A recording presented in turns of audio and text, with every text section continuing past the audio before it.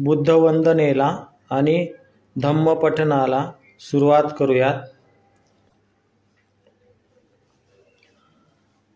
अरहं सम्मा संबुद्धो भगवा बुद्धं भगवन्तम् अभिवादेमि. स्वाख्यातो भगवता धम्मो धम्मं नमस्सामि. सुपठिपन्नो भगवतो सावकसंघो संघं नमामि.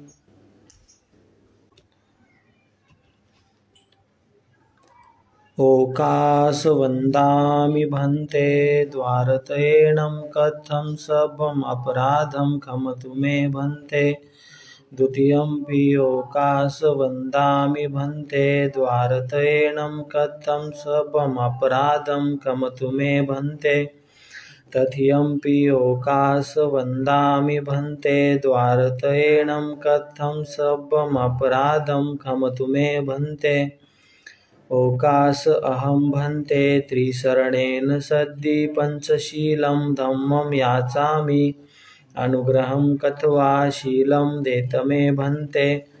द्वितीयंपि ओकास अहं भन्ते त्रिशरणेन सद्दि पंचशीलं धम्मं याचामि. अनुग्रहं कथवा शीलं देतमे भन्ते.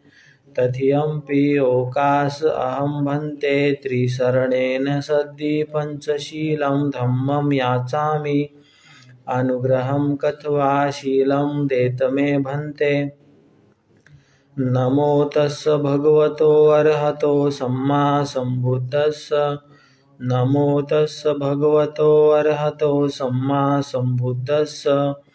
नमो तस्य भगवतो अरहतो सम्मा सम्बुद्धस्य. बुद्धं शरणं गच्छामि. धम्मं शरणं गच्छामि. संघं शरणं गच्छामि. द्वितीयंपि बुद्धं शरणं गच्छामि. द्वितीयंपि धम्मं शरणं गच्छामि. द्वितीयंपि संघं शरणं गच्छामि. तृतीयंपि बुद्धं शरणं गच्छामि. तृतीयंपि धम्मं शरणं गच्छामि. तृतीयंपि संघं शरणं गच्छामि. पाणातिपाता वेरमणि सिक्खापदं समादियामि. अदिन्नदाना वेरमणि सिक्खापदं समादियामि. कामेषु मिच्छचारा वेरमणि सिक्खापदं समादियामि. मुसावादा वेरमणि सिक्खापदं समादियामि. सुरामेरयमज्जपमादठाना वेरमणि सिक्खापदं समादियामि. साधु साधु साधु. वनगन्धं गुणुपेतं एथं कुसुमसन्थति. पूजयामि मुनिन्दस्य श्रीपादसरोरुहे. पूजयामि बुद्धं कुसुमेन नयनं पूयेण मेथेन लभामि मोक्षं. पुष्पमिलायति यथा हिन्दमेकायो तथा याति विनाशभावम्. गन्धसंभारयुतेन दीप्तेन सुगन्धिना पूज्ये च पूजनीयन्तं पूजाभाजनमुत्तमम्. घनसारपदितेन दीप्तेन तं धनशिनातिलोकदीपं सम्बुद्धं पूजयामि तमोनुदम्. सुगन्धिकायवदनम् अनन्तगुणगन्धिना सुगन्धिना गन्धेन पूजयामि तथागतम्. बुद्धं धम्मं च संघं सुगततनुभुवा धातुगभ्ये. लङ्काय जम्बुद्वीपेति दशपुरवरे नागलोके च धूपे. सभ्यबुद्धः सबिम्बे सकलदशदिशे केशलोमादिधातुवन्दे. सभ्येऽपि बुद्धं दशबलतनुजं बोधिचेत्यं नमामि. वन्दामि चेत्यं सब्बठानेषु प्रतिष्ठितं. शारीरिकधातु महाबुद्धि बुद्धरूपं सकलं सदा. एष मूल्ये निशिन्नो वसभारी विजयखा पत्तो सबयुतं सत्था वन्दे तं बोधिपादपम् इमहे ते महाबोधि लोकनाथेन पूजिता अहं पिते नमस्सामि बोधिराजा नमस्तुते बोधिराजा नमस्तुते बोधिराजा नमस्तुते इतिपिसो भगवा अर्हं सम्मा सम्बुद्धो विद्याचरणसम्पन्नो सुगतो लोकविदुवानुत्तरो पुरुषधम्मसारथि सत्तादेव मनुष्यानं बुद्धो भगवाति बुद्धं जीवितपर्यन्तं शरणं गच्छामि एच बुद्धातीताच एच बुद्धा अनागता पचुपन्नाचे बुद्धा वन्दामि सर्वदा नत्थि मे शरणं अय्यं बुद्धो मे शरणं वरं एतेन सच्चवज्जन होतु मे जयमङ्गलम् उत्तमङ्गेन वन्देऽहं पादपशुवरुत्तमं बुद्धयो खलितो दोषो बुद्धो खमतु तं मम यङ्किञ्चिरत्नं लोके विद्यते विविधापथु रत्नं बुद्धसमानत्ति तस्मा स्वत्ति भवन्तु मे यो सन्निशिन्नो वरबोधिमूले मारंससेनामहन्ति विजत्वा सम्बोधिमागच्छि अनन्तयानो लोकोत्तमोतं प्रणमामि बुद्धं स्वाख्यातो भगवता धम्मो सन्दिष्टिको अहकालिको यैपसिको अपनायको पच्यतं वेदितभो वियुहिति धम्मं जीवितपर्यन्तं शरणं गच्छामि एच धम्मातीताच एच धम्मा अनागता पचुपन्नाचे धम्मा वन्दामि सर्वदा नत्थि मे शरणं अय्यं धम्मो मे शरणं वरं एतेन सच्चवज्जन होतु मे जयमङ्गलम् उत्तमङ्गेन वन्देऽहं धम्मं संतिदोत्तमं धम्मेयो खलितो दोषो धम्मो खमतु तं मम यङ्किञ्चिरत्नं लोके विद्यते विविधापथु रत्नं धम्मसमानत्ति तस्मा स्वत्ति भवन्तु मे अष्टाङ्गिको वर्योपथो जनानं मुखापवेशा उजुकुवमग्गो धम्मं आयं सन्ति करो पनीथो नियानिको तं प्रणमामि धम्मं सुपटिपन्नो भगवतो सावकसङ्घो उजुपटिपन्नो भगवतो सावकसङ्घो न्यायपटिपन्नो भगवतो सावकसङ्घो सामीचिपटिपन्नो भगवतो सावकसङ्घो यदिदं चत्तारि पुरुषयुगामि अट्ठपुरुषपुग्गला एष भगवतो सावकसङ्घो आहुनयो पाहनयो दक्षिणयो अञ्जलिकरणयो अनुत्तरं पुय्यं खेतं लोकसाहति संघं जीवितपर्यन्तं शरणं गच्छामि एच संघातीताच एच संघा अनागता पचुपन्नाचे संघा वन्दामि सर्वदा नत्थि मे शरणं अय्यं संघो मे शरणं वरं एतेन सच्चवज्जन होतु मे जयमङ्गलम् उत्तमङ्गेन वन्देऽहं संघं संतिदोत्तमं संघेयो खलितो दोषो संघो खमतु तं मम यङ्किञ्चिरत्नं लोके विद्यते विविधापथु रत्नं संघसमानत्ति तस्मा स्वत्ति भवन्तु मे संघो विशिद्धो वरदक्षिणीयो सन्तीन्द्रियो सब्बमलपहनियो गुणे हिनेखि समेधिपत्थो अनासो तं प्रणमामि संघम्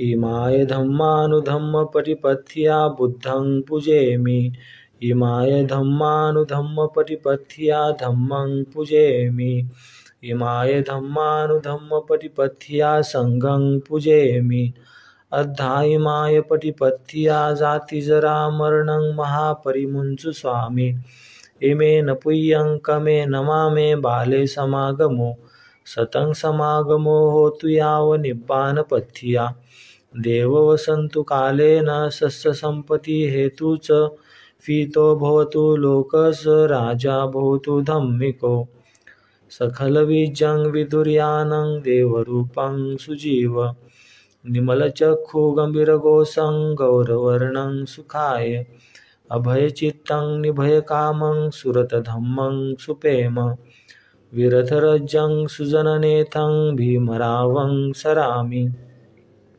भीमरावं सरामि भीमरावं सरामि।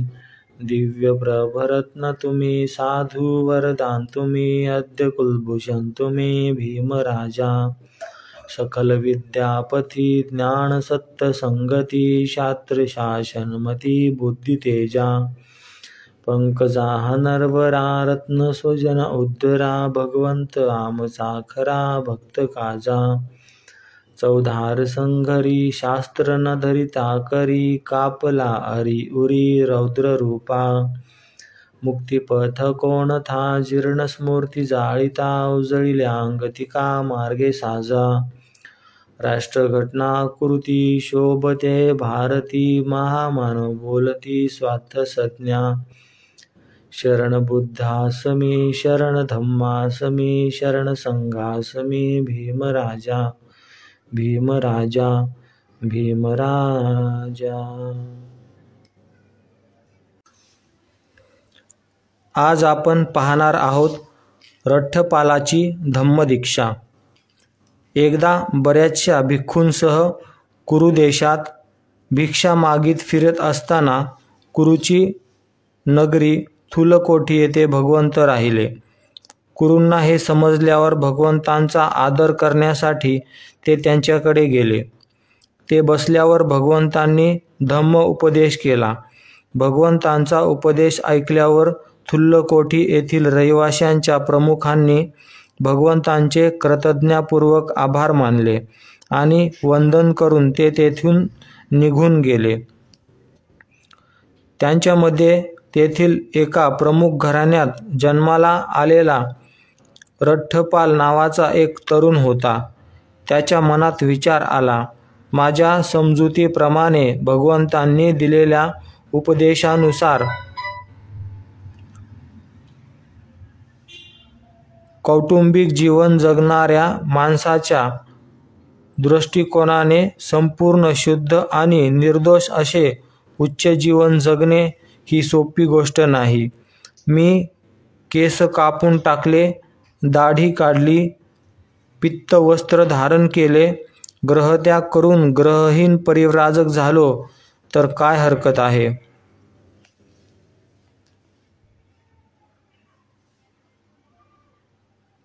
रहिवासी फारसे दूर गेले नव्हते।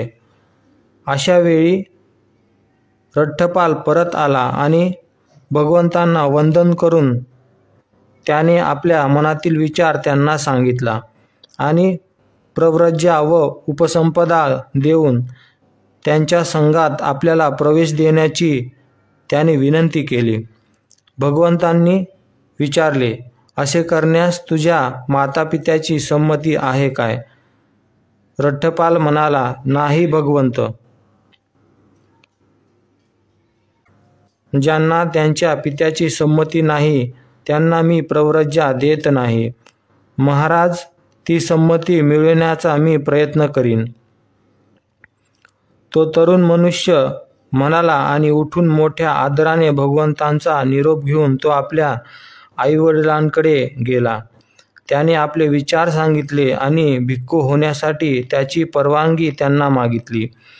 आईवडिलांनी पुढील प्रमाणे उत्तर दिले, बाळा रठ्ठपाल, तू आमचा एकुलता एक मुलगा आहेस आणि आमचा फार लाडका आहेस। तू सुखाने जगत आहेस आणि सुखातच वाढला आहेस। दुःखाचा तुला मुळीच अनुभव नाही। जा, खा, पी, मजा कर आणि सुखाने सत्कृत्य करीत राहा। आम्ही तुला संमती देत नाही। तुझ्या मृत्यूने आम्ही अनाथ होऊ आणि आम्हाला ते जीवन सुखाचे वाटणार नाही। आमच्या जवळ असताना तू ग्रहत्याग करून भिक्खू व्हावे याला आम्ही संमती कशी द्यावी? दुसऱ्यांदा आणि पुन्हा तिसऱ्यांदा रठ्ठपालाने तीच विनंती केली आणि त्याच्या आईवडिलांनी ती पुन्हा नाकारली। आईवडिलांची संमती न मिळाल्यामुळे त्या तरुणाने उघड्या जमिनीवर लोळण घेतली आणि एकतरी मी येथेच प्राण देईल, नाहीतर भिक्खू तरी होईल असे त्याने स्पष्ट सांगितले. त्याला भिक्खू होण्यास विरोध दर्शवीत त्याचे आईवडील त्याला उठून बसायला विनंती करू लागले, पण तो तरुण मनुष्य एक शब्दही बोलला नाही. त्यांनी त्याला पुन्हा 2दा-3दा विनंती केली, पण तरीही तो एक शब्दही बोलला नाही. म्हणून रठ्ठपालाच्या आईवडिलांनी त्याच्या मित्रांना भेटून सगळी हकीकत सांगितली आणि त्यांनी त्याला जे सांगितले होते तेच आग्रहपूर्वक त्याला सांगण्यास त्यांनी त्यांना सांगितले. त्याच्या मित्रांनी त्याला 3 वेळा विनंती केली, पण तो एक शब्दही बोलला नाही. तेव्हा त्याचे मित्र त्याच्या आईवडिलांकडे आले आणि म्हणाले, तिथेच उघड्या जमिनीवर पडून तो सांगत आहे की मी एकतर मरून जाईल नाहीतर भिक्खू होईन. जर तुम्ही त्याला संमती दिली नाही तर तो कधीही जिवंत उठणार नाही. पण तुम्ही संमती दिली तर तो भिक्खू झाल्यावर तुमच्या दृष्टीस तरी पडेल. जर भिक्खू होऊन राहणे त्याला आवडत नाही तर तो दुसरे काय करू शकेल? तो येथेच परत येईल, म्हणून तुम्ही त्याला संमती द्या. ठीक, आम्ही संमती देतो, पण तो भिक्खू होईल तेव्हा त्याने इथे येऊन आमची भेट घेतली पाहिजे. रठ्ठपालाचे मित्र त्याच्याकडे गेले. त्याच्या आईवडिलांनी संमती दिल्याचे त्यांनी त्याला सांगितले, परंतु तो भिक्खू झाल्यानंतर त्याने त्यांना भेटण्यासाठी आले पाहिजे हेही त्यांनी त्याला सांगितले. तेव्हा तो उठला आणि थकवा दूर झाल्यावर तो भगवंताकडे गेला. त्यांना वंदन केल्यावर एका बाजूला बसून तो म्हणाला, मी भिक्खू होण्याबद्दल आईवडिलांनी संमती दिली आहे. मला संघात प्रवेश द्यावा अशी भगवंतांना माझी विनंती आहे. भगवंतांच्या संघात त्याला प्रवेश देण्यात आला. तुल्लकोठी येथील आवश्यक तितके दिवस राहून पंधरवाड्यानंतर भगवान बुद्ध भिक्षयात्रेसाठी श्रावस्ती जावयास निघाले आणि त्या ठिकाणी अनाथपिंडकाच्या सुखदायी जेतवनात त्यांनी वस्ती केली. ज्या आदर्शाच्या शोधासाठी तरुण लोक ग्रहत्याग करून ग्रहहीन भिक्खू होतात, तो उपरतींच्या जीवनाचा सर्वश्रेष्ठ आदर्श भिक्खू रठ्ठपालाला एकांतास, कष्ट, दृढता व निस्वार्थ याने परिपूर्ण असे जीवन जगल्यावर लवकरच मिळाला. नंतर तो भगवंताकडे गेला आणि वंदन केल्यावर एका बाजूला बसून म्हणाला, भगवंतांच्या अनुज्ञेने आईवडिलांना भेटावयास जाण्याची माझी इच्छा आहे. रठ्ठपालाच्या मनातील विचारांची आपल्या मनात बारकाईने तपासणी करून आणि आपल्याला मिळालेल्या शिक्षेचा त्याग करून सामान्य माणसाचे खालच्या पातळीवरील जीवन जगण्याची इच्छा त्याला होणार नाही हे ओळखून भगवंतांनी त्याला केव्हाही जाण्याची अनुज्ञा दिली. तेव्हा उठून अत्यंत आदराने भगवंतांचा निरोप घेतल्यावर आपला बिछाना बाजूला ठेवून त्याने आपले चिवर व भिक्षापात्र घेतले आणि भिक्षा यात्रेसाठी तो थुल्लकोटी येथे गेला. त्या ठिकाणी त्याने कुरुराजाच्या मृगवनात वस्ती केली. दुसऱ्या दिवशी सकाळी लवकरच चिवर वस्त्रे परिधान करून आणि भिक्षापात्र घेऊन तो भिक्षेसाठी नगरात गेला आणि तेथे भेदभाव न करता घरोघरी फिरत असताना तो आपल्याच वडिलांच्या घरी आला. त्याचे वडील घरातील दिवाणखान्यात आपले केस विंचरीत होते. त्यांनी रठ्ठपालास दुरून येत असताना पाहिले आणि ते म्हणाले, या वैराग्याच्या कार्ट्यांनीच माझ्या एकुलत्या एक लाडक्या मुलाला भिक्खू करून ठेवले. याप्रमाणे स्वतःच्या वडिलांच्या घरी रठ्ठपालाला काहीही मिळाले नाही. नुसता नकार तर मिळालाच, पण शिव्याही मिळाल्या. त्याचवेळी घरातील एक दासी आदल्या दिवशीचा शिळा भात फेकून देण्याच्या बेतात होती. तेव्हा रठ्ठपाल तिला म्हणाला, ताई, ते जर तुला टाकून द्यायचे असेल तर ते माझ्या या पात्रात घाल. त्याच्या भिक्षापात्रात भात घालीत असताना त्याचा आवाज, हात आणि पाय तिने ओळखले आणि सरळ मालकिनीकडे जाऊन मोठमोठ्याने म्हणाली, मालकीनबाई धाकटे धनी परत आले आहेत. तू म्हणतीस ते खरे असेल तर तू यापुढे दासी राहणार नाहीस. आई म्हणाली आणि आपल्या मुलाच्या आगमनाची वार्ता ऐकल्याने आपल्या पतीला सांगण्यासाठी घाईघाईने निघून गेली. कुंपणाजवळ बसून रठ्ठपाल तो शिळा भात खात असताना त्याचा पिता तेथे येऊन उद्गारला, बाळ, तू शिळा भात खात आहेस हे खरे आहे काय? तू आपल्या स्वतःच्या घरी का येत नाहीस? रठ्ठपाल म्हणाला, ग्रहस्था, ग्रहत्याग करून ग्रहहीन बनलेल्या आम्हाला घर कसले? मी तुमच्या घरी आलो होतो, पण तेथे काहीही मिळाले नाही. नुसता नकारही मिळाला नाही तर शिव्या मात्र मिळाल्या. ये बाळ, आपण घरात जाऊ. रठ्ठपाल म्हणाला, नको ग्रहस्था, आजचे माझे जेवण झाले आहे. रठ्ठपाल म्हणाला. नंतर त्याचा पिता म्हणाला, ठीक आहे बाळ, उद्या तुझे भोजन इथे करशील असे वचन दे. भिक्खू रठ्ठपालाने मौन धारण करून आपली संमती दिली. नंतर त्याचे वडील घरात गेले. तेथे त्याने सोन्या रुपयाच्या लगडी रचून त्याच्यावर गालीचे अंथरून आज्ञा दिली. पूर्वश्रमीच्या रठ्ठपालाच्या स्त्रिया असलेल्या आपल्या सुनांना आपल्या पतीला आवडत असलेले सर्व प्रकारचा साजशृंगार करण्यास सांगितले. रात्र संपल्यावर घरात भोजनासाठी उत्तम पदार्थ तयार करून ठेवण्याची आज्ञा त्याच्या पित्याने दिली आणि तयार झाल्यावर मुलाला कळविले. दुपार झाल्यावर चिवर परिधान करून आणि भिक्षापात्र घेऊन भिक्खू रठ्ठपाल स्वतःसाठी ठेवलेल्या आसनावर येऊन बसला. नंतर त्या सोन्या रुपयाच्या गालीचे काढण्याची आज्ञा देऊन त्याचा पित्या रठ्ठपालाला म्हणाला, हे तुझे अमृत धन आहे. मी तुझ्या पित्याची आणि ती तुझ्या पितामहाची संपत्ती आहे.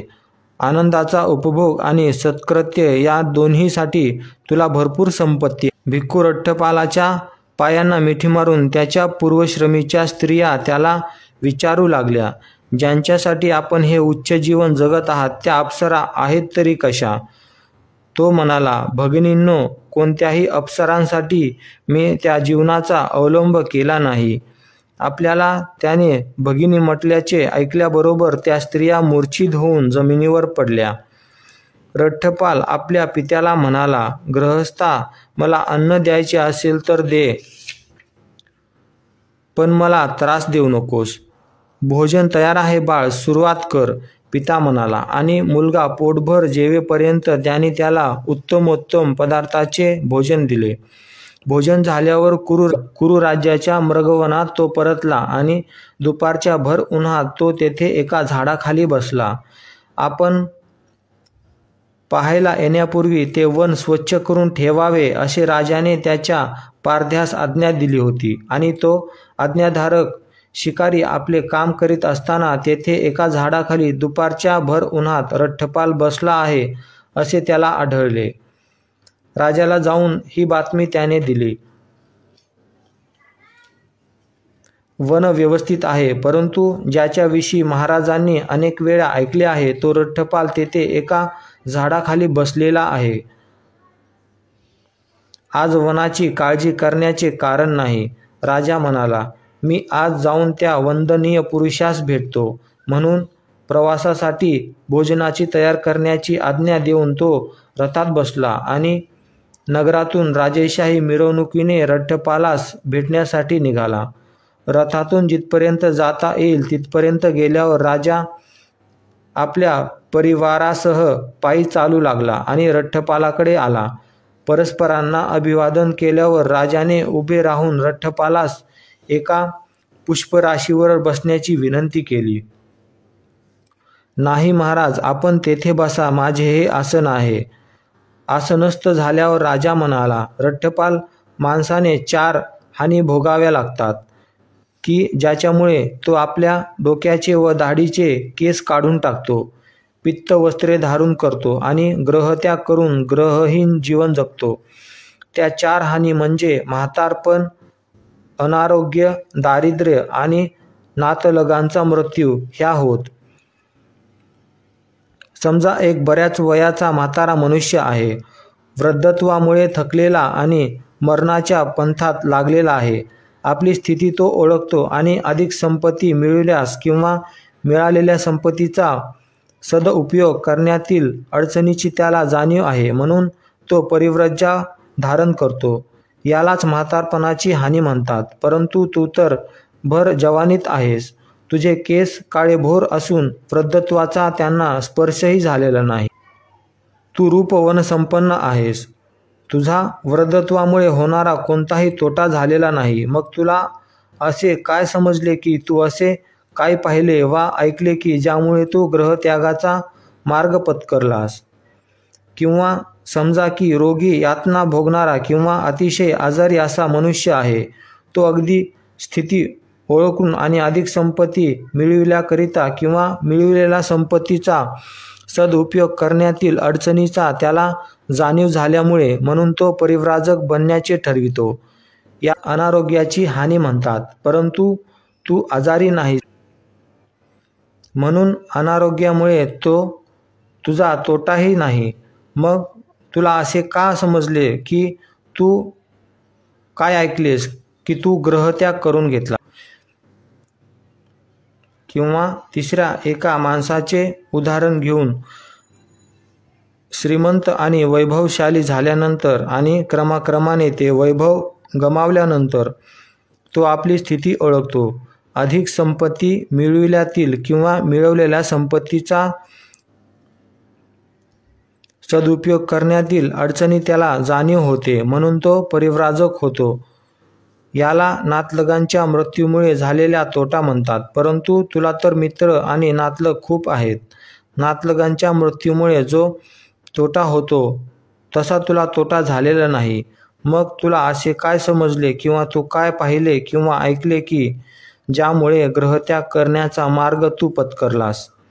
रट्टपाल म्हणाला, महाराज, मी ग्रहत्याग करून ग्रहहीन झालो याचे कारण असे की ज्ञानी आणि दार्शनिक सम्यक समबुद्धींनी सांगितलेली 4 तत्वे मी समजून घेतली, पाहिली आणि ऐकली. ती 4 तत्वे अशी: जग अनित्य असून सतत बदल आहे. जगात रक्षणकर्ता किंवा पालनकर्ता असा कोणीही नाही. आपली कशावरही मालकी नाही. प्रत्येक वस्तू मार्ग ठेवूनच आपणाला गेली पाहिजे. तृष्णेच्या आहारी गेल्यामुळे जगात दुःख आहे आणि त्यामुळे जगात अनेक उणिवा असून ते सारखे धडपडत आहे. विलक्षण, खरोखर उत्कृष्ट राजा उद्गारला. भगवंतांनी सांगितले ते किती बरोबर आहे, असा राजा म्हणाला.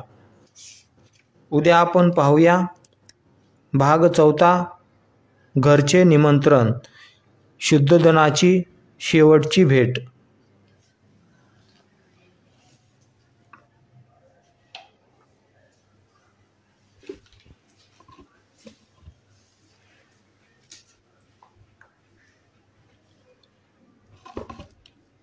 बुद्ध वंदनेला आणि धम्मपठनाला समाप्त करूया. सब पापस अकरणं कुशलस्सौपसंपदा सचित्तपर्योदपनं एतं बुद्धानुशासनं धम्मं चरे सुचरितं नतं दुचरितं चरे धम्मचारी सुखं सेति अस्मि लोके परमिच नथावथा धम्मधरो यावता बहुभासति योच पंपी सुतवानं धम्मकायेन पश्यति सवे धम्मधरो होतियो यो धम्मनपमजति नथि मे शरणं आयं बुद्धो मे शरणं वरं एतेन सच्चवज्जेन होतु मे जयमङ्गलं नथि मे शरणं आयं धम्मो मे शरणं वरं एतेन सच्चवज्जेन होतु मे जयमङ्गलं नत्थि मे शरणं गायं संघो मे शरणं वरं एतेन सच्चवच्चेन होतु मे जयमङ्गलं होतु मे जयमङ्गलम् नमो बुद्धाय नमो धम्माय नमो संघाय नमो भीमाय साधु साधु साधु बुद्धं नमामि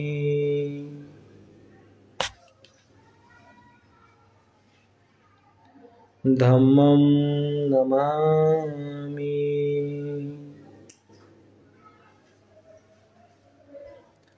संघं नमामि